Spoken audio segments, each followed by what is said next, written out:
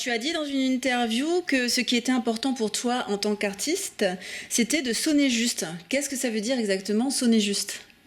Ah ben c'est exactement ce qu'on est incapable de pouvoir expliquer. Ça, je pense, j'en ai parlé avec d'autres collègues artistes. Je crois que là, c'est vraiment quelque chose qui est intimement insaisissable, ni par soi-même, en tant qu'artiste, ni par l'autre. C'est juste qu'à un moment, on sait que là, c'est bon. On peut demander à un peintre, à un photographe, à n'importe qui, ou à un danseur.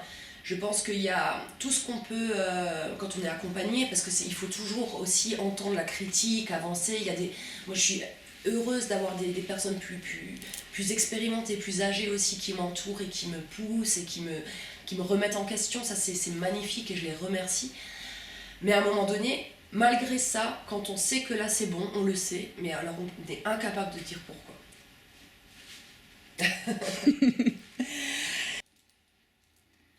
Ton corps s'agite, tremblement organique qui résonne en écho sur la surface de ta peau. Mais tu restes immobile.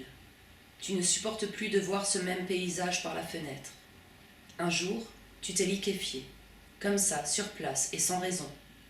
Ton corps déformé hante tes nuits. Tu te réveilles affolé, sans contenu, sans bord. Le drap devient soudain le prolongement de ta chair, qui fond et se dissout en une sueur moite et glacée. Alors, ton thème de prédilection, c'est le corps.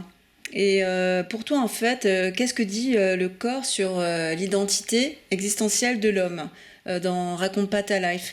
Est-ce que c'est une réflexion sur le sexe, la sexualité, la femme, l'identité féminine, tout ça? Alors dans Raconte pas ta life, je pense pas. Il n'y avait pas du tout la prise de conscience de ces questions-là au moment de l'écriture.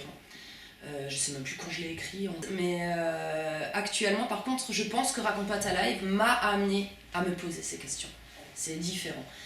Il y a des choses sans doute qui en ressortent, mais c'est que de l'expérience, c'est presque du réel en fait. Raconte pas ta life, on est presque dans le réel, on est presque dans quelque chose de presque psychotique, quoi, où vraiment les instants sont un peu séparés et on est dans quelque chose de très charnel, mais où je n'avais aucune capacité à ce moment-là, j'étais pas en mesure d'analyser quoi que ce soit et c'est venu très naturellement au fur et à mesure parce que j'ai aussi travaillé la danse, parce que j'ai travaillé le costume, parce qu'à côté j'avais des pratiques plastiques qui étaient différentes, tout en écrivant.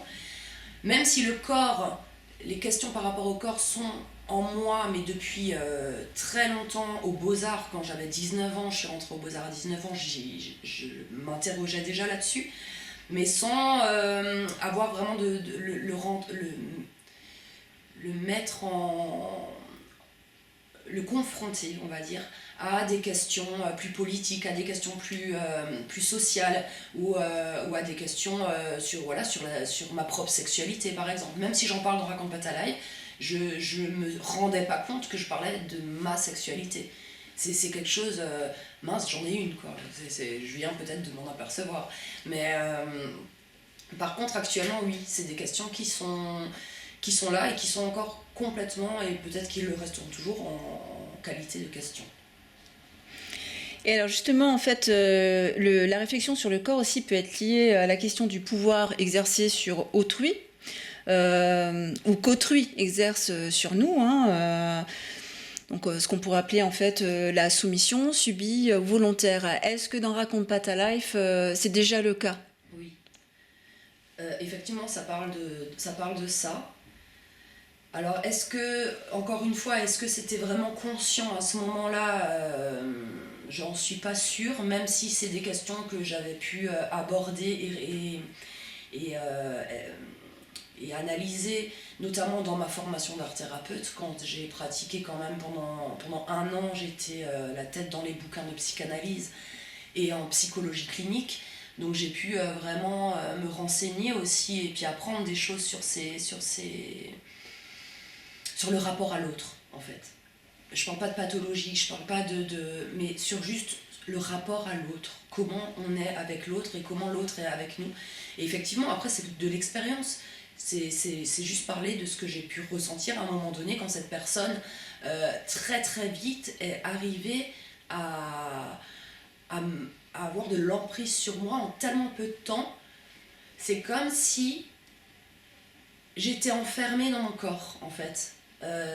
Toute ma conscience était présente. Pas un moment je n'ai cru ce qu'il m'a dit, pas un moment je me suis dit qu'il avait raison, pas un moment je me suis dit mais t'es dans la merde. Je savais, mais mon corps m'emprisonnait, j'étais pétrifiée. Je ne pouvais plus me défendre, je ne pouvais plus parler, je ne pouvais plus... Voilà. Mais je voyais ma vie comme à travers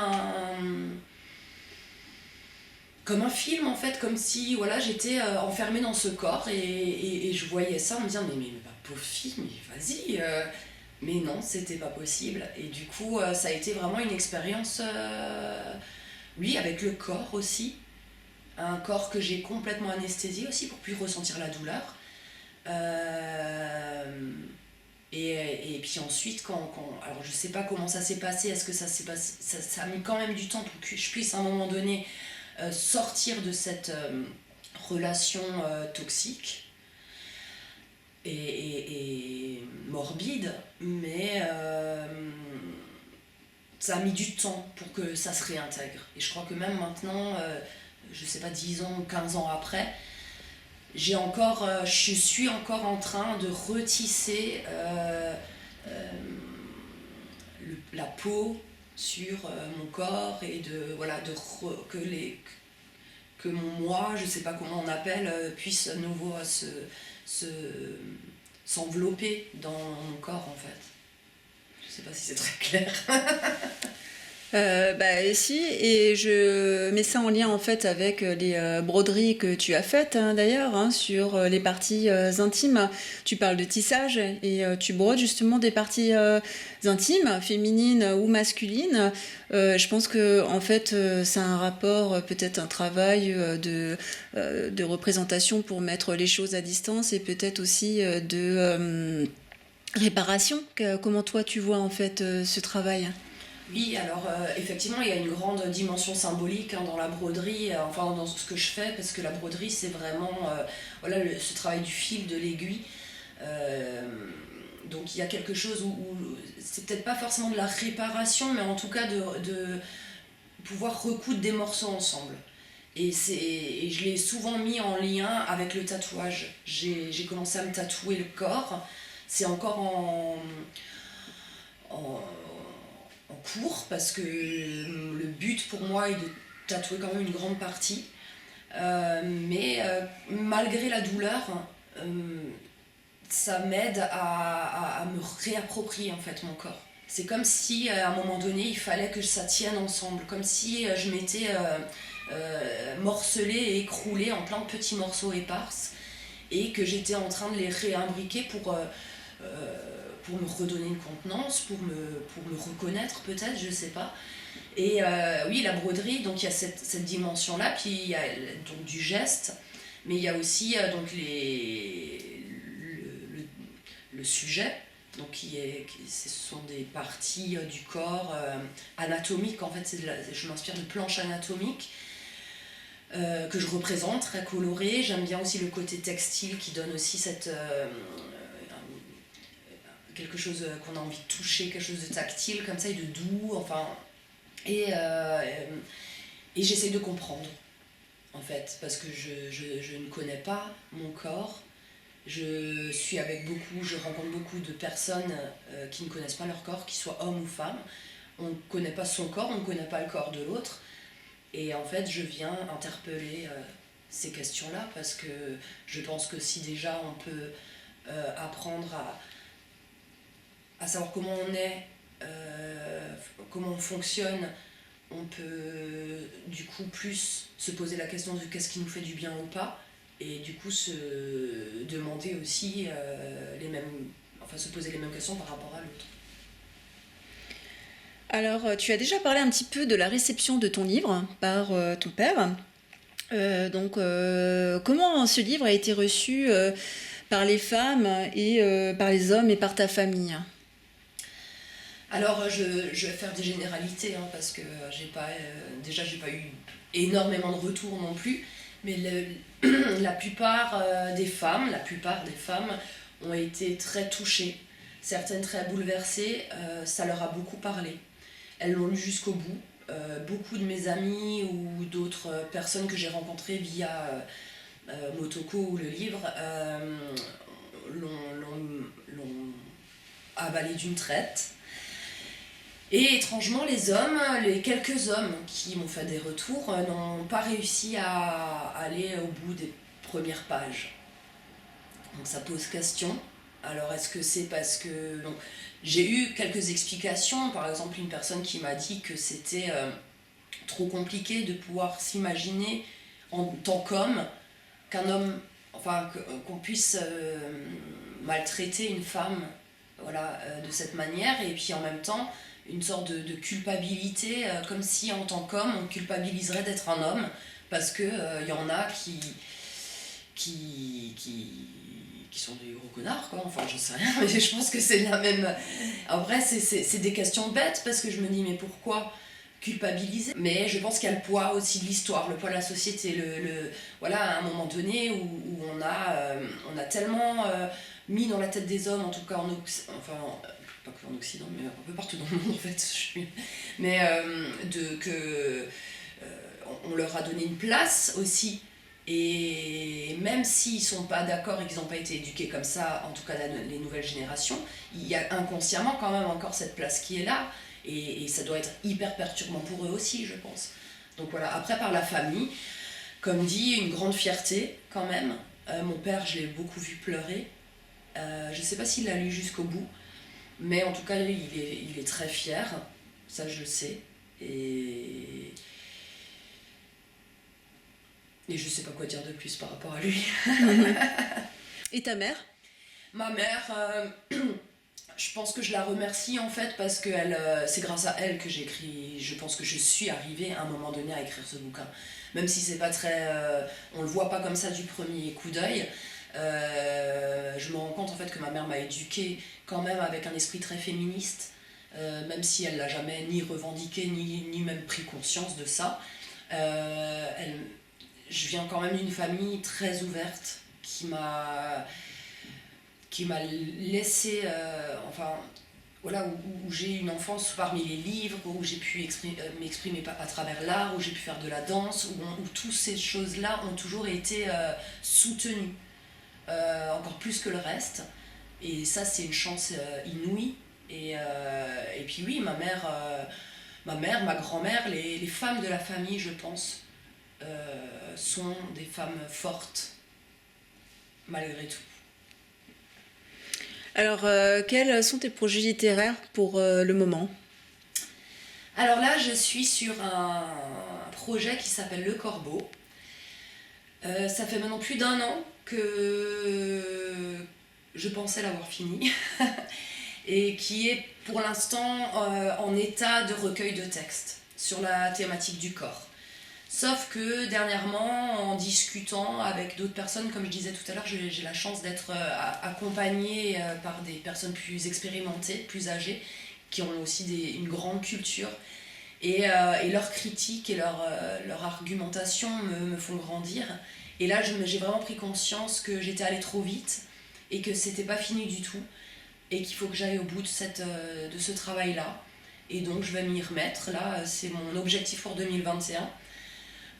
Donc de me remettre et à l'écriture et à la recomposition, à enlever des choses, faire le deuil de certaines choses qui n'ont pas leur place dans cet ouvrage, et puis de réécrire des choses qui manquent peut-être. Voilà. Alors, des petites questions plus légères. Qu'est-ce que tu écoutes en ce moment en boucle? Alors, ça c'est un peu compliqué parce que chaque fois qu'on parle de musique, je suis incapable de me souvenir des titres ou des chanteurs donc ça c'est... Et c'est même pas que en musique, mais en musique encore plus, parce que j'ai vraiment une mémoire, c'est juste infernale, je retiens rien. Mais bon, non, au niveau de la musique, je pourrais pas dire j'écoute beaucoup la radio en fait, quand je suis seule. Voilà.